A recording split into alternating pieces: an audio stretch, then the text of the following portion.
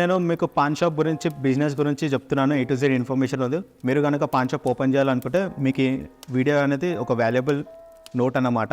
ఇప్పుడు మనకి pan shop business open చేయాలనుకుంటే మనకి ఇప్పుడు మీరు పాన్ డబ్బా కనుక పెట్టాలనుకుంటే దానికి సంబంధించి బాలనగర్ ఉంది కదా, మన బల్కంపేట్ టెంపుల్ వైపు, అక్కడ ఈ పానీపూరి ఈ పాన్ షాప్ డబ్బా అనేది అక్కడ చేస్తారు. మీరు వాళ్ళకి కన్సల్ట్ అయితే మీకు నచ్చిన విధంగా డిజైన్ చేయించుకోవచ్చు. యావరేజ్గా చూస్తే దాని ప్రైస్ వచ్చేసి 50,000 నుంచి 70,000 వరకు ఉంటుంది ఆ పాన్ షాప్ డబ్బా అనేది. ఇప్పుడు మనకి బాక్స్ వచ్చేసింది, దాని లోపల మనం స్టాక్ని మొత్తం నింపేసేయాలి.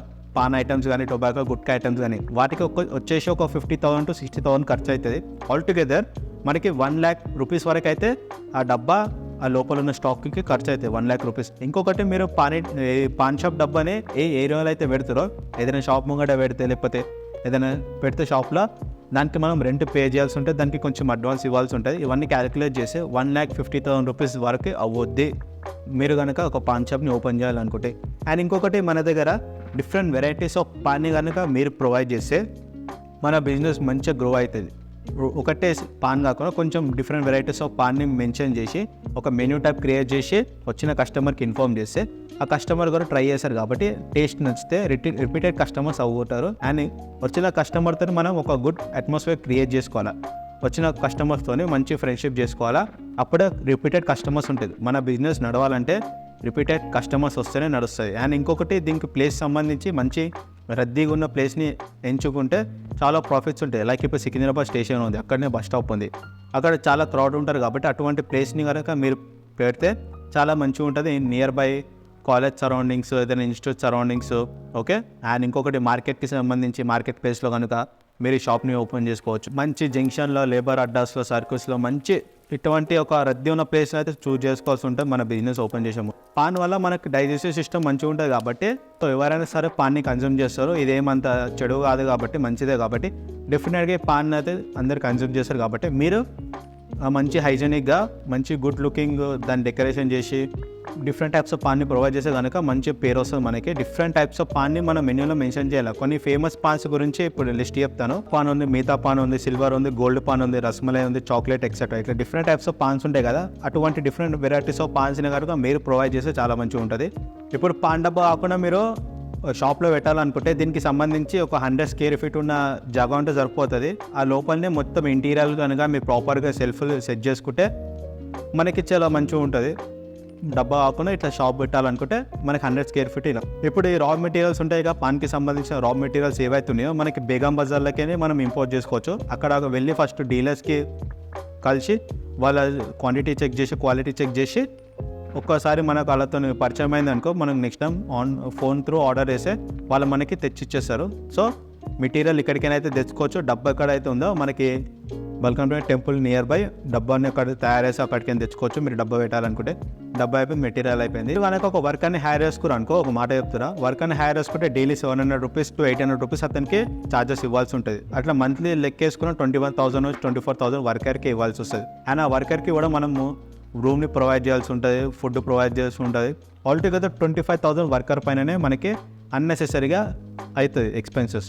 అదే కనుక మీరు సొంతంగా పాన్లో ఎట్లా చేయడం నేర్చుకోరు అనుకో, మీరు సొంతంగా ఉంటే ఆ మనీ అనేది మనకి మిగులుతాయి కదా. 25,000 రూపీస్ కూడా చిన్న మాట అయితే ఏం కాదు కదా. ఆ మనీ మొత్తం మనకి మిగులుతాయి కాబట్టి వర్కర్ని అవాయిడ్ చేసి మీరు సొంతంగా కూస్తే మంచి ప్రాఫిట్స్ ఇలా చూడవచ్చు. ఇప్పుడు కొన్ని ఫేమస్ పాన్ షాప్స్ ఉన్నాయి. రాయల్ పాన్ షాప్ అని ఉంది, ఆల్ఫోటోలో ఒక వేరే పాన్ షాప్ ఉంది. అక్కడ నియర్ బై వాళ్ళ డైలీ కౌంటర్ వచ్చేసి 15,000 నుంచి 20,000 రూపీస్ వరకు యావరేజ్గా డైలీ కౌంటర్ అవుద్ది, ఓకే. సో వాళ్ళ మంత్లీ టర్న్ ఓవర్ వచ్చేసి 3 lakhs rupees 4 lakhs rupees వరకు కూడా ఉంటుంది మంత్లీ టర్న్ ఓవర్ వచ్చేసి. ఇది ఈ సిచ్యువేషన్ అందరితో ఇట్లా ఉంటుందని కాదు, depending upon the recognition, depending upon the taste. So మనకి బిజినెస్లో టైం పడుతుంది. పెట్టంగానే బిజినెస్ అంత గ్రో అయితే ఉండదు, టైం పడుతుంది. పబ్లిక్కి తెలవాలా, టేస్ట్ అందరికి తెలవాలంటే కొంచెం టైం పడుతుంది. సో మీరు ఏం చేయాలంటే కన్సిస్టెంట్గా ఉంటే మన బిజినెస్ అనేది గ్రో అవుతుంది. అండ్ ఇప్పుడు మనకు వచ్చిన మనీని రొటేషన్ చేయాలి, బిజినెస్ పర్పస్ కోసం యూజ్ చేస్తే మన బిజినెస్ చాలా మంచిగా గ్రో అవుతుంది. లైక్ ఇప్పుడు మీరు చిన్న షాప్తో స్టార్ట్ చేస్తే షాప్ని ఎక్స్పాన్షన్ చేయాలా, మీరు ఇప్పుడు ప్రస్తుతానికి కొంచెం లిమిటెడ్ వెరైటీస్ ప్రొవైడ్ చేస్తే కొంచెం వేరే ప్రొడక్ట్స్ని యాడ్ చేయాలా మంత్లీ. అండ్ ఇంకొకటి సిట్టింగ్ కెపాసిటీ కూడా మీరు ఎక్స్పాండ్ చేసుకోవాలా. లైటింగ్, ప్రాపర్ లైటింగ్తోనే పబ్లిక్ అట్రాక్ట్ అవుతారు కాబట్టి ఆ లైటింగ్ పైన కొంచెం ఇన్వెస్ట్మెంట్ చేయాల్సి ఉంటుంది.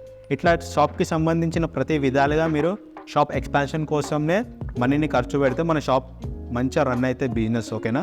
సో మనకి ఎక్కువ రిటర్న్స్ వస్తాయి. మీరు ఎంత ఎక్స్పెక్ట్ చేస్తే, మీరు ఎంత స్పెండ్ చేస్తే మనకు రిటర్న్స్ కూడా అంతనే ఉంటాయి.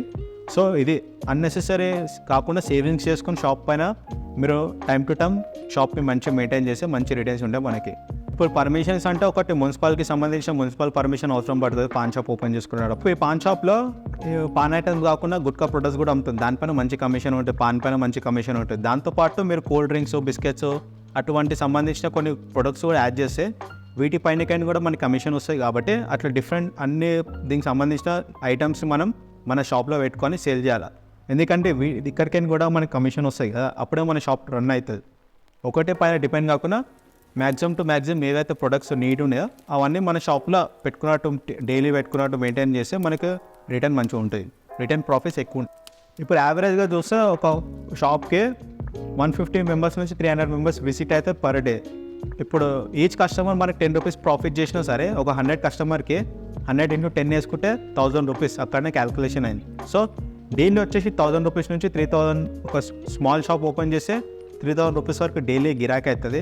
ఒక 2000 రూపీస్ అందులోకి మనకి ప్రాఫిట్స్ వచ్చినా సరే 2000 × 1 మంత్ వేసుకుంటే 60,000 రూపీస్ వరకు మనం ఏం చేసుకోవచ్చు ఈ పాన్ షాప్ నుంచి. 60,000 రూపీస్, ఓకేనా. ఇది యావరేజ్ లెక్క ప్రకారం చెప్తున్నా. మీ షాప్ ఇంకా మంచిగా రన్ అవుతుంది అనుకో, మనకి ఇప్పుడు 1 lakh రావచ్చు, 1.5, 2 lakh కూడా రావచ్చు. మన షాప్ ఇంకా మంచిగా రన్ అయితే సంబంధించిన డీటెయిల్స్ నేను ఎంక్వైరీ చేసిన తర్వాత ఒక order wise, systematic order wise మీ అందరికీ ఈ వీడియోలో చెప్పిరా. ఐ హోప్ మీకు వీడియో నచ్చినట్లయితే మన ఛానల్కి సబ్స్క్రైబ్ చేయండి, వీడియోకి లైక్ చేయండి. సో రెగ్యులర్ కంటెంట్ ఉంటే మన ఛానల్స్లో ఈ ఒక్క బిజినెస్ ఇప్పుడు చెప్పినా కదా, ఇటువంటి చాలా small scale business, large scale business ఫ్యూచర్లో అన్ని కవర్ చేస్తాను. So stay updated. Thanks for watching. Bye.